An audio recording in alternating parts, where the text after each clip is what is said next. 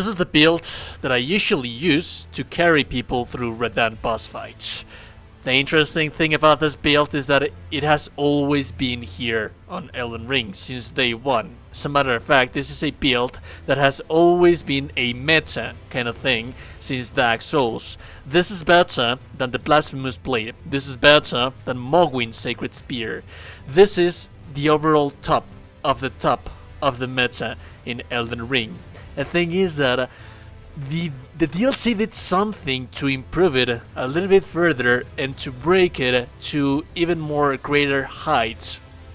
So that's what we'll be talking about. It's just purely poking from behind a shield. The strategy is to make a strength build, get the highest possible godwing shield that you can, imbue the shield with some type of spell that allows us to have a little bit more of a guard boost, and depending on how much endurance, the heavier shield that you can use and the lesser magic damage that you'll receive. And the overall idea of this type of build is that you attack from behind a shield, you poke from behind your shield at all times. The thing is that this weapon that we have right here, it's going to break this one a little bit more. We'll talk about why does this happens in this section portion, on the weapon section portion of the builds. But one extra little nice thing that it has, like, this is just not consequential. But we can cosplay as, for example, Achilles. Thanks to the DLC and the armors that we have right here, you will see me cosplaying as Achilles. So all in all, yes, you are still the greater warrior that the world has ever seen. Now he is present on the Shadowlands, carrying people through difficult boss fights and through the entirety of the game for that matter. I also find cool that the moveset of the weapon is very, very reminiscent to that moveset of attack patterns that Achilles has on the Troy movie, even though that's not quite accurate to the actual Iliad, but I digress. So the stats for 150 builds are actually pretty basic. You have just a regular strength builds, although we are going to need a little bit of extra little things around here and there. You're not going to need that much mind. We are going to be using buffs, but usually just carrying one cerulean flask is going to be more than enough for you to have those extra buffs. And as a matter of fact, that's just a little extra little something. It's not going to be an inherent part of the build. The overall build is just poking from behind a shield, and that's it. There you go. Vigor 60, strength, the hard cap at 80. Remember that when you two-hand weapons, this turns into one.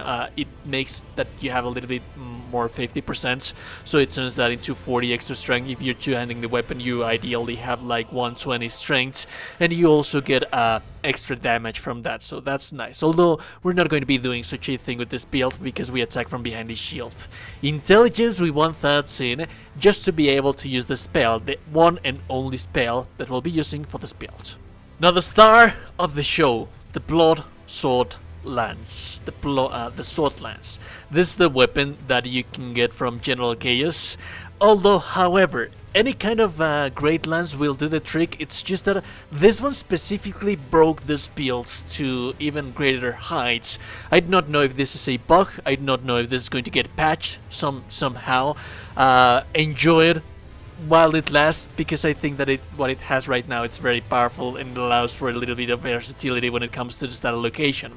So you can see right here that we have a Bloodlust build up for 121, which is even higher for a weapon that would be Occult and that would have like 80 Arcane. So for such a fast attacking weapon and a weapon that can poke from behind a shield, you're going to be making things bleed like a maniac. That being said, it's also a heavy thrusting sword, so it has a huge potential for staggering. If you place a crack blade into the weapon, you not only increase the base damage, but you also increase the stance damage, so you have huge damage, you have huge stance damage, and you have 121 Bloodlust build-up. If you want to rely a little bit more on the Bloodlust build-up, what you would do is that you would have Strength on 34 and then reach the Arcane on 55, which should give you even more Bloodlust build-up with a weapon that's really fast attacking and that can poke from behind a shield. This weapon is just nuts, dude. It's just, I do not know if they intended for this to work like this, but it's just so filthy. One extra thing as well to mention about that regard is that even while you make the weapon a blood weapon, it still retains that strength and B. So it's still going to have tremendous amounts of base damage for a weapon that it's already high damaging and fast. It's just nuts. And then we have the Golden Great Shield. This resembles a little bit more the cosplay value that we're going for, and it works perfect with the amount of endurance that we have right here. It has an amazing God boost, so this is the one that I have been using more often than not. We have Freya's armor altered for it to look a little bit more like that Athenian warrior, and then little bit of concessions around here and there. I do have the Circlet of Light. This actually has 5 poise, which allow me to have a little bit more extra poise. And I think that the 3 Sentinels, even though that these are from Western Warriors, Western Knights, they do make a real nice combo right here. Although the 3 Sentinels, they are a little bit more off-putting. So if you want to use something like, for example, that would look better, you would be using like the Champion's Bracers or even the Mesmer's Gauntlets that actually do a little bit more. They do look a little bit more like an Olympian kind of thing, but it's going to lower your poise, and we're not going to be able to go on that 51 poise threshold. That's why we would be using the Young Lion's Helm. Although this one would make you look more like Hercules, he's still a very powerful warrior. So the theme still stands in here.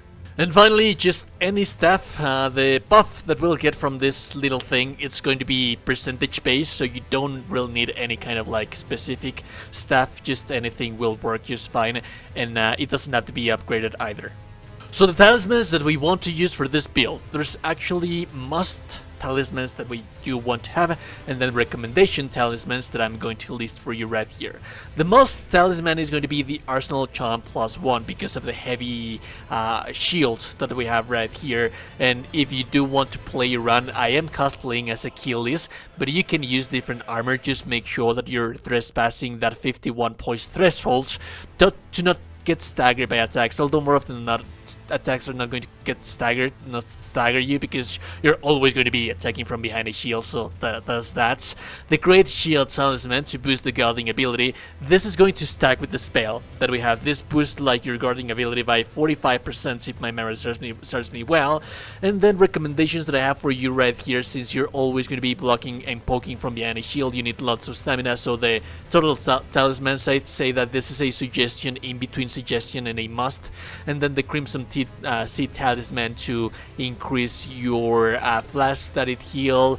The Shadow of Alexander, you don't really need to be using the same Ash of War that I'm using right now, but it is going to help quite a lot with that. The Shadow of Alexander with any Ash of War that you would like to allocate in here. The Spear Talisman could actually be a must because it enhances the counter attacks of our thrusting weapons that we have right here.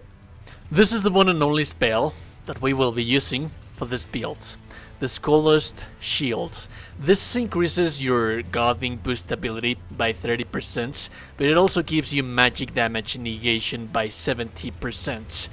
The magic damage negation, I think that's a basic thing. I don't think that it stacks with what the shield already has, but what it does stacks is the guard boost, which is 35% more guard boost.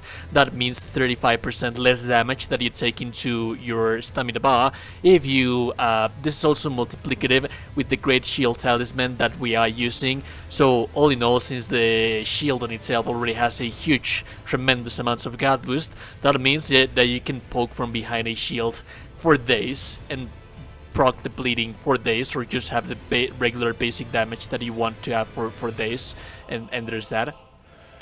The mix of Wondrous Physique is quite interesting. You would want to use, for example, the Stone Buff Cracked Tier because you have a lot of stagger potential, so you can be staggering things for days, although this doesn't last that long. My favorite ones that I use right here, it's the Green Burst Crystal Tier because it temporarily boosts the stamina recovery. So remember that we actually desperately need as much stamina as we can possibly get with this build, and this actually lasts for 3 minutes. So basically for the duration of the entirety of the boss fight. The same happens with the Upline Bubble Tier. This is like, for example, if somehow by some reason the enemy manages to bypass your huge shield, this is going to protect you one time, but it is going to be active by quite a lot of time, because then again, it's very difficult for the enemy to hit you. So it's basically a bypass, a one-time bypass. Like I said, this is a very, very powerful build. It has status ailments, it has huge amounts of damage, it has infinite survivability, so I would say that this is even better than the Blasphemous Blade or the Mogwin's Sacred Spear or any of those broken builds that you have been seeing out there, the ones with the impenetrable thorns or the ones with the perfume bottles. All of those require for you to use windows of opportunity. This doesn't.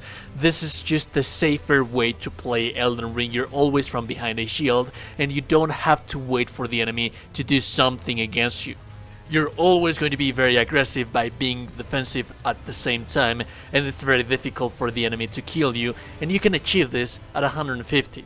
One extra little side note that I do want to add in here, this is the build that I have been using to carry people through the Radahn boss fights. I do not presume to be as good as him, but I usually do name my character Let Me Solo Them, just to make sure that the host is not attacking Radahn, because more often than not, it is going to take a while for you to kill people with this thing, because it's like a battle of attrition when it comes to this build. So one little side note that I would want to add in here, if you're struggling with Radahn and you're playing on Xbox and PC, you can summon me, I can carry you through the boss fight. Join the Discord, that's where you can get in contact with me, so I can help you with that boss fight in the event that you're actually struggling. If you like the content, like and super appreciate it. Most of you today, you're a gorgeous and beautiful person, you're into the gorgeous and beautiful person. Like the video, subscribe to the channel. I'll be seeing you beautiful people in the next one. Have a beautiful day.